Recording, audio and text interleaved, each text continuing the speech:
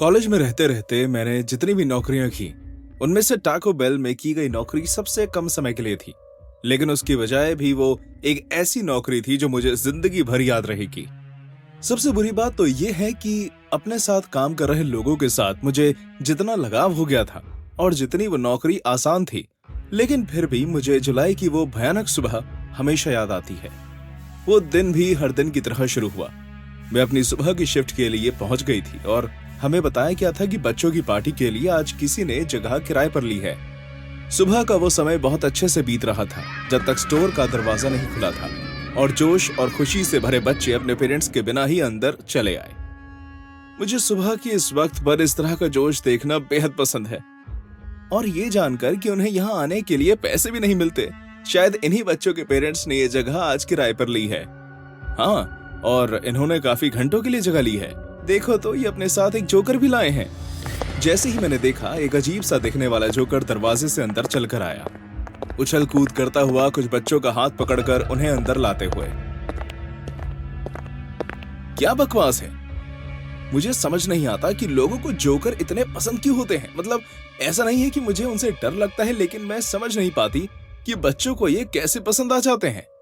हे, अब इतना बुरा भला भी मत बोलो बेचारे को। देखो, शायद वो तुम्हें पसंद करता है। वो क्लाउन बस मुझे ही देख रहा था। जैसे कि उसका होना कम डरावना था, उसने बच्चों का हाथ छोड़ दिया जैसे उसे उनसे कोई मतलब ना हो और मुझे देखता रहा जैसे वहां और कोई ना हो। कुछ सेकंड्स बाद उसने अपना हाथ उठाया और मेरी तरफ लहराया। उस जोकर ने कुछ सेकंड्स के लिए कोई हरकत नहीं की और फिर अचानक नाचने लगा।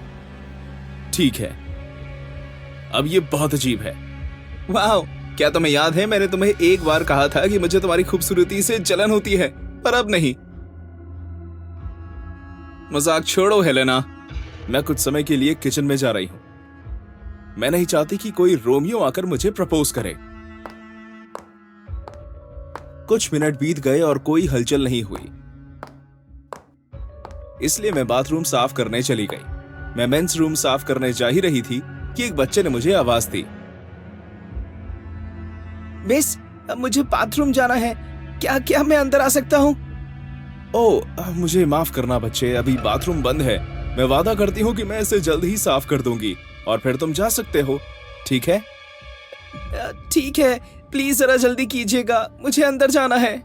हाँ बिल्कुल बच्चे। मैं बाथरूम के अंदर गई और मैंने उसे साफ करना शुरू कर दिया। मैं बोर हो रही थी, इसलिए उसे जल्द से जल्द खत्म करना चाहती थी, लेकिन एक क्यूबिकल से आ रही आवाज ने मेरा ध्यान आकर्षित किया। मेरे सिवाय कोई और भी बाथरूम में था।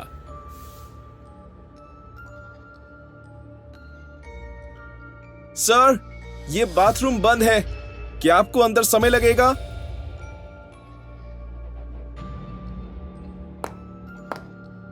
सर, क्या आप मुझे सुन सकते हैं? कोई जवाब ना आने पर मैंने झुककर अंदर झांकने के बारे में सोचा, लेकिन किसी को ना पाकर मैं हैरान हो गई। इस बात की पुष्टि करने के लिए कि अंदर कोई नहीं है, मैंने दरवाजा खोल दिया। जब मैंने ऐसा किया तो मेरे पैरों तले जमीन खिसक गई। दरवाजे के पीछे वो जोकर एक बंद टॉयलेट सीट के ऊपर पैर करके बैठा हुआ था। सर, आपने मुझे डरा दिया। आप इस तरह बंद टॉयलेट में अंदर नहीं आ सकते। वो जोकर अब भी मुझे सिर्फ घूर रहा था। उसकी आंखों में ना डर था, ना उदासी, कुछ भी नहीं। उनमें कोई भाव नहीं था। वो जोकर कुछ सेकंड्स तक शांत रहा, फिर वो अचानक कांपने लगा और घबराहट में उसका सर ऊपर नीचे होता रहा और वो टॉयलेट सीट से उठा। वो मुझसे लंबाई में कई ज्यादा बड़ा था। दूर हटो मुझसे, घटिया कहीं के, मैं सिक्योरिटी बुला रही हूं।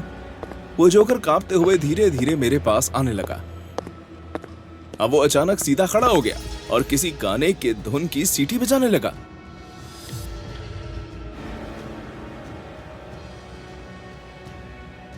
फिर वो पहले की तरह नाचने लगा और खुशी खुशी बाथरूम से बाहर चला गया।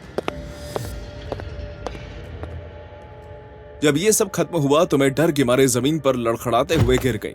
मैंने फौरन खुद को संभाला और उठ खड़ी हुई। मैं आंखों में आंसू लिए बाथरूम से बाहर निकली और सबसे पहले हेलेना के पास गई। हे नादिया, तुम्हें तो बाथरूम साफ। हे, क्या तुम ठीक हो? एरिक अभी तक आया नहीं ना?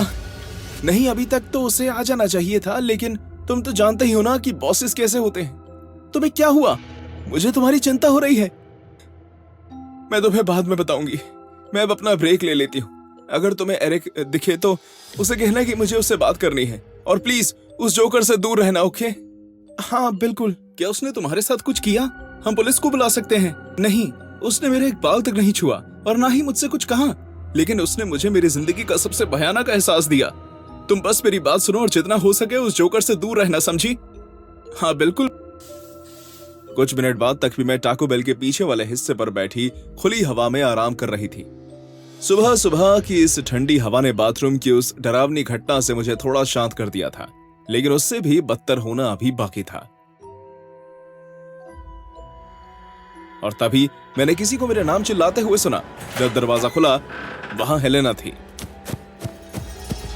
नाडिया, क्या तुमने इस दरवाजे से किसी बच्चे या उस जोकर को बाहर निकलते हुए देखा है?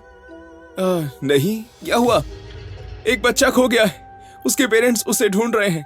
उन्हें लग रहा है कि वो जोकर बच्चे को दरवाजे से बाहर ले गया जब उनका ध्यान भटका हुआ था। क्या? और ये मामला और भी बिगड़ गया जब मैंने उस लड़की की मॉम से पूछा कि क्या वो जोकर उनकी जान पहचान की जगह से आया था। उन्होंने कहा कि वो नहीं जानती उस जोकर को। उन्हें लगा था कि वो हमारी तरफ से है। अपनी बात खत्म करते ही हेलेना रोते हुए जमीन पर गिर गई। शांत हो जाओ। वो बच्चा देखने में कैसा था? हम उसे ढूंढ लेंगे। उस बच्चे ने हल्के नीले रंग की सुपर हीरो वाली टी शर्ट पहनी हुई थी, भूरे बाल, भूरी आंखें और काले रंग की शॉर्ट्स। जब मैंने उसका हुलिया सुना तो मैं चौंक गई। मैं उन कपड़े वाले बच्चे को पहचान गई थी। ये वही बच्चा था जो बंद बाथरूम में जाने की बात कर रहा था। हेलेना, जल्द से जल्द पुलिस को फोन करो।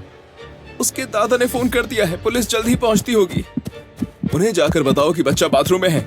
जाओ, जाकर उसके परिवार को भी बताओ। उस आखिरी बात को कहते हुए मैं टाको बेल के अंदर जाने के लिए भागने लगी। मैं जानती थी कि वो दोनों कहाँ थे। तेजी से भागते हुए मैं बाथरूम की ओर गई और वहां मुझे वो जोकर दिखा। वो बाथरूम के कोने में बच्चे को पकड़कर बैठा था। वो जोकर उस बच्चे के मुंह में बड़ा रुमाल डाल रहा था और मैं देख सकती थी कि उस बच्चे का दम घुट रहा था। दूर हटो उस बच्चे से, पागल कहीं के।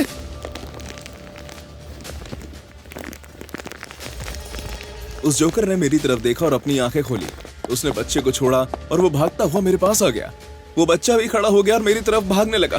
मैं उस बच्चे के साथ बाथरूम से जल्द बाहर निकलने की कोशिश करने लगी, लेकिन उस जोकर में मुझसे ज्यादा फुर्ती थी। उसने मुझ पर झपट्टा मारा और मेरे ऊपर आ गया। उसने अपनी जेब में हाथ डाला और उसमें से एक मरा हुआ चूहा निकाला। उसने अपने इस हाथ को हवा में उठाया और मेरे मुंह से चूहे को डालने जैसा भाव दिया। फिर उसने एक बार उस मरे हुए चूहे को देखा और धीरे धीरे उस चूहे को मेरे मुंह के करीब लाने लगा, ऐसे जैसे कोई माँ अपने बच्चे को खाना खिलाने के लिए करती हो। जाने दो मुझे, बददिमाग आदमी। बहुत कोशिशों के बाद मेरा हाथ मेरी जेब तक पहुंचा और खुद को बचाने के लिए मैंने उसमें से पेपर स्प्रे निकाला। इससे पहले कि वो जोकर कुछ कर पाता, मैंने फौरन उसकी आंखों में वो स्प्रे कर दिया और वो दर्द में कराहते हुए पीछे हो गया। इस मौके का फायदा उठाकर मैं वहां से भागने लगी। एक ही क्षण में उसने अपने चेहरे से वो नकाब उतारा और उसका चेहरा दिखने लगा। उसके चेहरे पर भी जोकर की तरह पेंट हो रखा था, लेकिन फिर भी कुछ तो अजीब बात थी उसमें। उसका आधा चेहरा खराब था, जैसे किसी ने उस पर एसिड फेंका हो।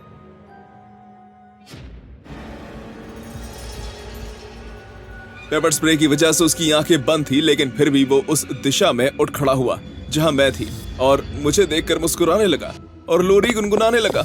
फिर वो भागते हुए मेरे पास आया। वो अभी मुझसे काफी दूरी पर था जब मैंने दरवाजा बंद किया, लेकिन फिर भी पूरा दरवाजा बंद होने से पहले उसने दूसरी तरफ से उसे खोलने के लिए जान लगाना शुरू कर दिया। उस बच्चे के परिवार ने आकर मेरी मदद की और हमने उसे अंदर बंद कर दिया। उस जोकर ने भी अब दरवाजा खोलने की कोशिश करना बंद कर दिया था और बाथरूम में भी बैठा रहा और वहां से लोरी गुनगुनाने लगा।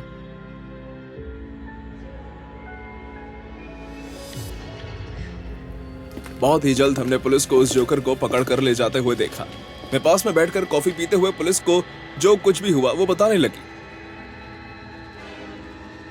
और बस यही सब हुआ ऑफिसर। अगर मैं वहां समय से ना पहुंचती तो उस बच्चे की दम घुटने की वजह से मौत हो जाती। हाँ, तो अगर आप बुरा ना माने तो आपको अपना बयान देने के लिए एक बार पुलिस स्टेशन भी आना होगा। जी बिल्कुल। जैसे ही वो पुलिस वाला वहां से जाने लगा, मैंने एक आखिरी बार पुलिस की गाड़ी में उस जोकर को देखा। वो अभी भी मुझे घूर रहा था और अपना हाथ मेरी तरफ लहरा रहा था। मैं उसे सुन नहीं पा रही थी, लेकिन मुझे यकीन है कि वो तब भी लोरी ही गुनगुना रहा होगा।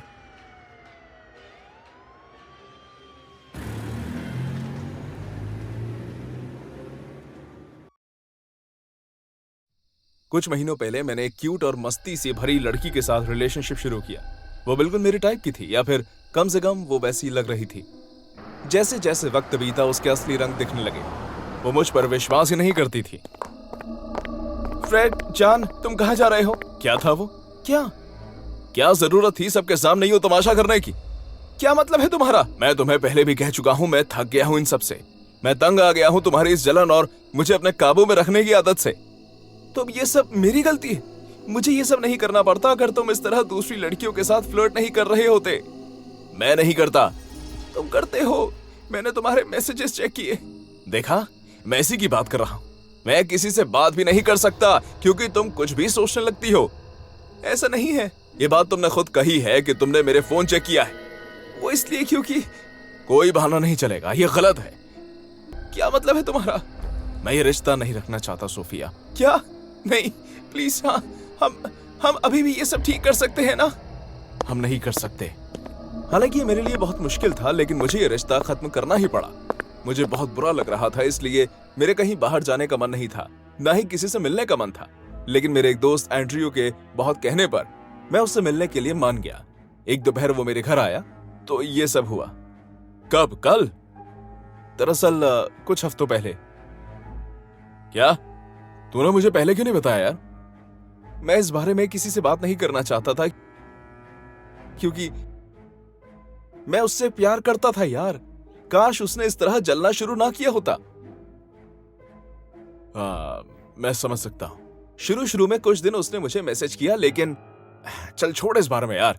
मैं जानता हूं कि तुझे किस चीज की जरूरत है। हाँ, तू, मैं, बाकी सब और टाकोस। हाँ, चलना यार, कल चलते हैं। मैं उस आइडिया से उतना खुश नहीं था, लेकिन मैंने मना नहीं किया क्योंकि चाहे मैं इस बात को मानूं या ना मानूं, लेकिन खुद को इस तरह अकेले बंद कर लेने से मेरी हालत में कोई फर्क नहीं पड़ रहा था। रात तक एंड्रयू भी अपने घर चला गया। मैं भी बिस्तर पर लेट गया, लेकिन मुझे नींद नहीं आ रही थी। मैं नहीं जानता कि मैं उस समय क्या सोच रहा था। मैंने झट से अपना फोन उठाया और एक बार फिर खुद को परेशान करने के लिए सोफिया के मैसेजेस पढ़ने लगा।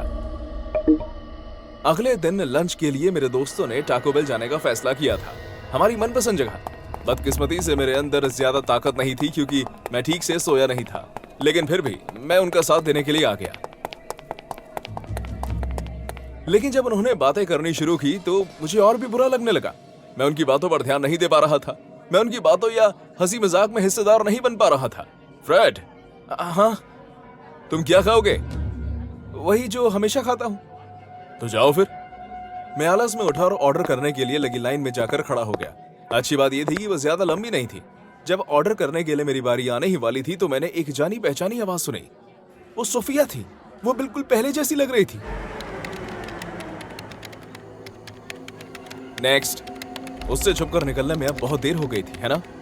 मैं आपकी कैसे मदद कर सकती हूँ? तुम यहाँ क्या कर रही हो? मेरे ख्याल से जाहिर है कि काम। कितनी आसानी से कह रही हो, है ना? Excuse me. अब बस भी करो सोफिया, तुम यहाँ आसपास भी नहीं रहती। हाँ तो? और तुम जानती हो कि टाको बेल मेरा पसंदीदा रेस्टोरेंट है। ओह हीरो, अब बस करो, समझे? सब कुछ तुम्हारे बारे में नहीं होता। तो फिर क्या है तुम्हारा बहाना? मुझे तुम्हें कोई सफाई देने की जरूरत नहीं है। तुमने मेरे साथ अपना रिश्ता तोड़ दिया है, याद है? अब हम एक साथ नहीं हैं, इसलिए मुझे परेशान करना बंद करो और मुझे काम करने दो। वो सही कह रही थी, लेकिन ये बहस उसके लिए नहीं थी। मैं फिर पूछती हूँ, मैं आपकी मदद कैसे कर सकती हूँ? मुझे चाहिए एक बरीटो सुप्रीम और एक क्रंची टाको सुप्रीम कॉम्बो। ओके। उसे हो क्या गया था? मुझे माफ करना दोस्त, मैं नहीं जानता था कि वो यहाँ काम करती है। प्लीज तुम माफी मत मांगो यार। कम से कम सोफिया के साथ हुई इस बहस की वजह से अब मैं जाग गया था और इस बार अपने दोस्तों की बातचीत को मैं सुन और समझ रहा था। धीरे धीरे मैंने परेशान होना भी बंद कर दिया और उनके साथ हंसी मजाक करने लगा। बहुत टाइम हो गया था जब से मैंने अच्छा वक्त नहीं बिताया था, सोफिया से ब्रेकअप करने से भी काफी पहले। ऑर्डर 76 बस तैयार होने ही वाला है। अब मैं समझ गया था कि उससे रिश्ता तोड़ने का मेरा फैसला बिल्कुल ठीक और जरूरी था। वक्त इतनी जल्दी बीत गया कि मेरा ऑर्डर भी तैयार हो गया। ऑर्डर 76। जैसे ही मैंने ये सुना, मैंने सोफिया के द्वारा दिया गया बिल चेक किया। उस पर लिखा था ऑर्डर नंबर 76। इसलिए मैं उठा और अपना ऑर्डर लेने के लिए काउंटर की तरफ गया। मजे कीजिए। शुक्रिया। मैं टेबल की तरफ गया जहां मेरे दोस्त बैठे हुए थे। एंड्रयू के अलावा वो आखिरी था जो अपने लंच का ऑर्डर देने गया था। माफ करना दोस्तों, लेकिन मुझे बहुत भूख लगी है। बिना जाने कि जब मैं अपना लंच कर रहा था तो दूर से सोफिया मुझे बेताब नजरों से देख रही थी। वो चुप रही और बस मेरी ओर देखती रही। उसने एंड्रयू की तरफ भी कोई ध्यान नहीं दिया। हेलो, मेरी बारी है। सोफिया। जाहिर है कि मेरा ध्यान एंड्रयू की तरह नहीं था, लेकिन मुझे यकीन है कि वो चौंक गया होगा। यहां तक कि मैं भी बुरी तरह डर गया था। मेरे मुंह में एक छोटा ब्लेड था जिसका इस्तेमाल रेजर में किया जाता है। मेरे मुंह से खून की नदियां बहने लगी, जिसकी वजह से मेरे चेहरे और कपड़ों पर खून ही खून था। यहां तक कि बचे हुए खाने पर भी। मेरे दोस्त जो मेरे सामने बैठे थे वो भी बुरी तरह डरे हुए थे। बोलने की कोशिश करने की वजह से मेरे मुंह के ब्लेड मेरी जीभ के आखिर में जाकर फंस गया और मेरी जीभ भी दुखने लगी। मैंने उस ब्लेड को अपनी उंगलियों की मदद से निकालने की कोशिश की, लेकिन उन पर भी कट लग गए और इस वजह से और भी खून बहने लगा। अचानक इस घबराहट में मैं होश खोने लगा और बेहोश हो गया। एंड्रयू ने बताया कि वो मुझे इस हाल में देखकर पहले तो डर के मारे अपनी जगह पर ही जम सा गया, और फिर ये सब की वजह से हुई शांति के बीच उसने किसी की पागलों की तरह हंसने की आवाज सुनी।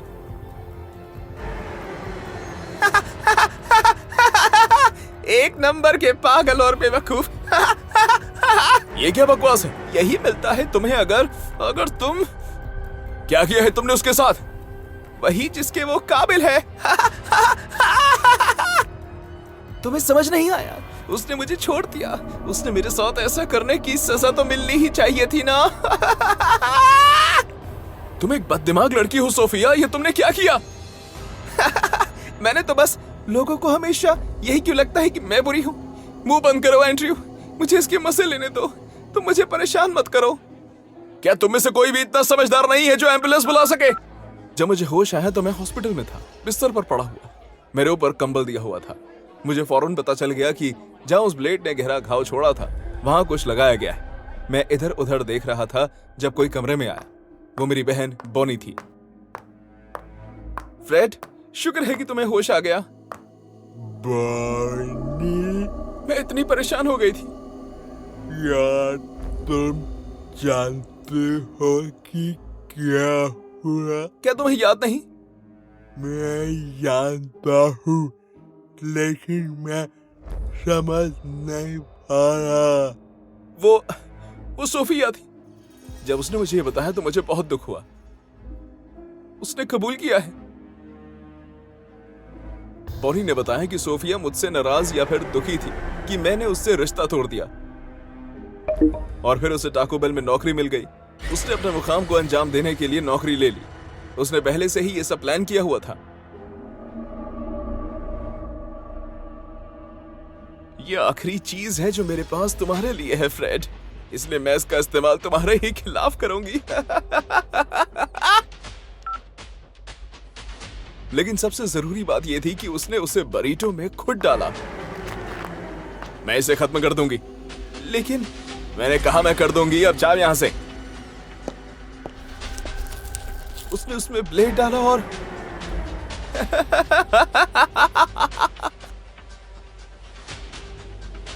फ्रेड, उसने बरीटो में और भी कुछ डाला था, लेकिन वो नहीं बता रही क्या, और वो चीज तुम्हें अंदर ही अंदर खत्म कर रही है।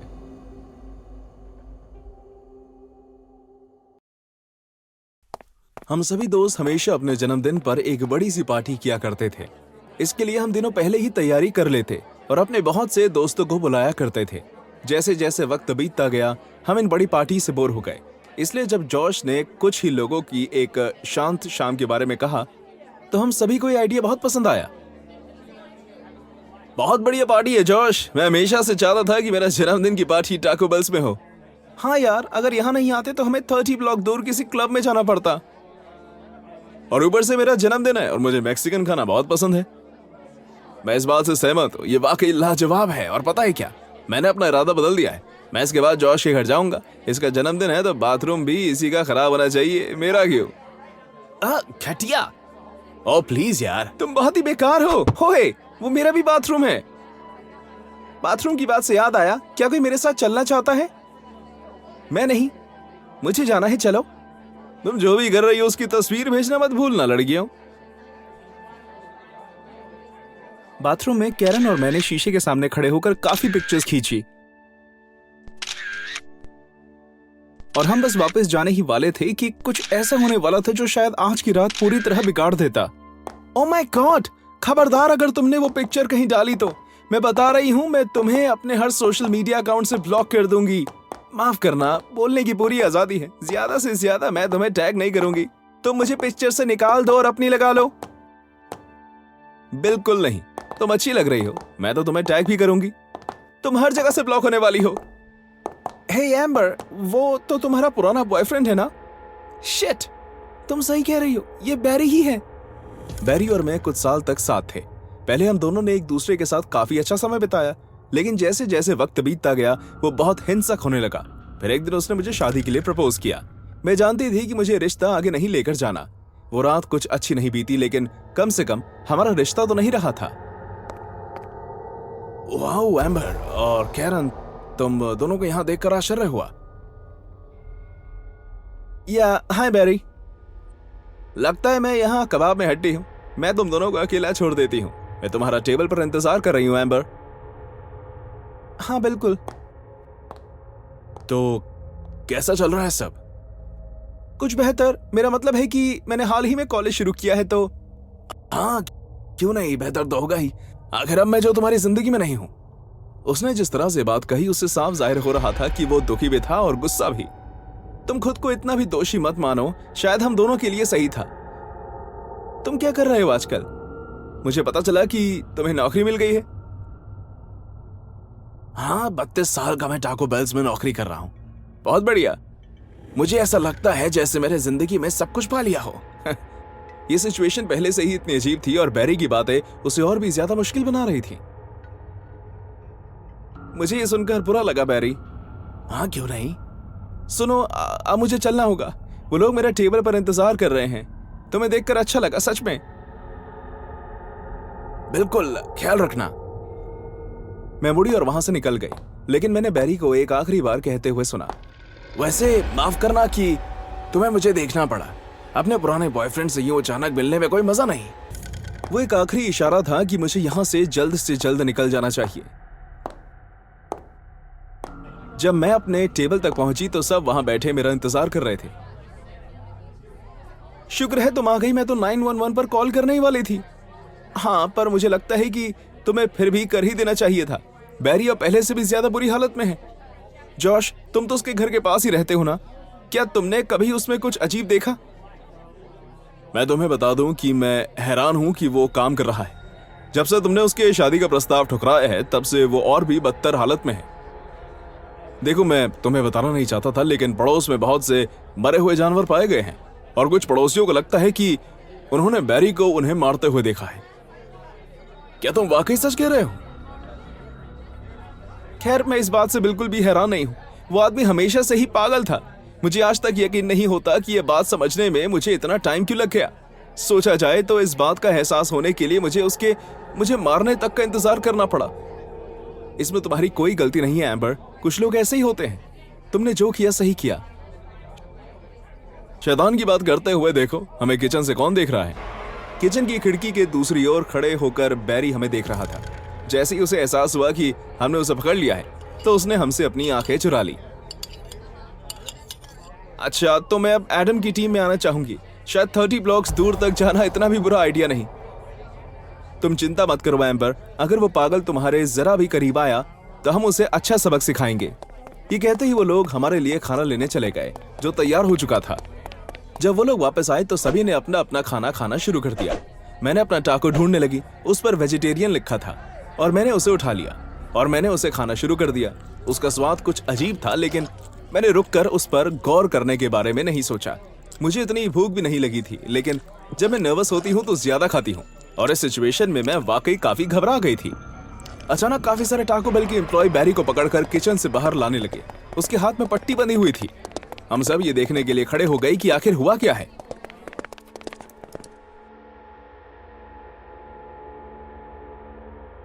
आधे रास्ते में ही बैरी ने उन कर्मचारियों को धक्का दिया और चिल्लाने लगा, एम्बर, मैं अब भी तुमसे प्यार करता हूं, तुम जानती हो ना। मैंने तुम्हारे बारे में सोचना कभी छोड़ा ही नहीं। वो शैतान जैसी आंखों से रो रहा था, जिसकी वजह से मैं बहुत डर गई। ये क्या कर रहा है? तुम जानती हो, मैं सच में तुमसे शादी करना चाहता था। मेरी शादी की अंगूठी इस उंगली में डलने वाली थी। मैंने तुम्हें इस उंगली में अंगूठी डालने का मौका दिया था, लेकिन तुमने मुझे ठुकरा दिया, घटिया औरत।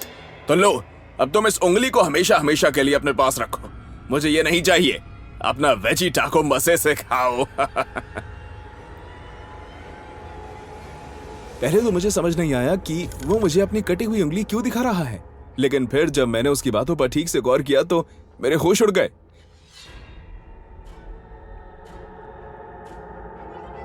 कांपते हुए हाथों से मैंने उस टाको बेल को खोला और बैरी की उंगली उसके अंदर थी। क्या बकवास है? ये टोमेटो सॉस नहीं, खून है। मेरा सर घूमने लगा। मैं जमीन पर गिर गई और उल्टी करने लगी। मैं देख सकती थी कि मेरे चारों दोस्त बहुत ही गुस्से में थे और वो भागते हुए बैरी की ओर उसे मारने के लिए गए। जब वो उसे मार रहे थे तब भी बैरी हंस रहा था। टाको बेल के बाकी कर्मचारियों ने मेरे दोस्तों को बैरी से पीछे हटाया। इस मौके का फायदा उठाते हुए वो मेरे पास आ गया।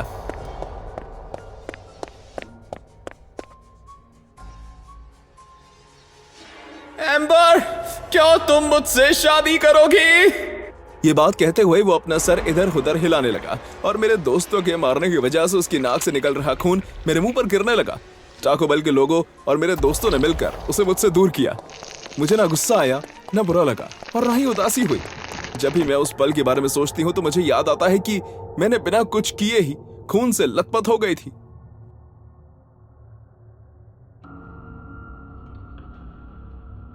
इसके बाद जो अगली चीज मुझे याद है वो ये है कि मैं अपने दोस्त एडम और कैरन के साथ एक एम्बुलेंस में थी। जैसे मुझे होश आया तो मैं ये सोचने की कोशिश कर रही थी कि मेरे साथ क्या हुआ और मैं कहां हूं। बाकी लोग कहां हैं? शांत हो जाओ, वो ठीक हैं। वो बस पुलिस के साथ गए हैं। और बैरी? मैं अभी भी घबराई हुई और उत्तेजित थी, लेकिन पहले से शांत। उस पागल ने अपनी उंगली काट कर तुम्हारे खाने में डाल दी थी और अपनी उंगली पर पट्टी बांधकर घूम रहा था, ये कहते हुए कि काम करते हुए गलती से उसकी उंगली कट गई। वो एकदम पागल हो चुका है। वहां बहुत से गवाह थे। उस आदमी को अपने किए की सजा मिलकर ही रहेगी। उसके चेहरे पर खून था। मैं अपना चेहरा छूने लगी, ये सोचकर कि मेरे ऊपर भी खून होगा। आराम से, हमने तुम्हें साफ कर दिया है, लेकिन हमें फिर भी हॉस्पिटल जाना होगा। मुझे अभी भी यकीन नहीं हो रहा था कि मेरे साथ ऐसा क्या हुआ। मैं बहुत थका हुआ महसूस कर रही थी। मैंने बस इस सुकून में सोने की कोशिश की। मेरे दोस्त मेरे करीब हैं। उस दिन के बाद से मैंने तय किया कि मैं हमेशा अपना खाना चेक करके ही खाऊंगी।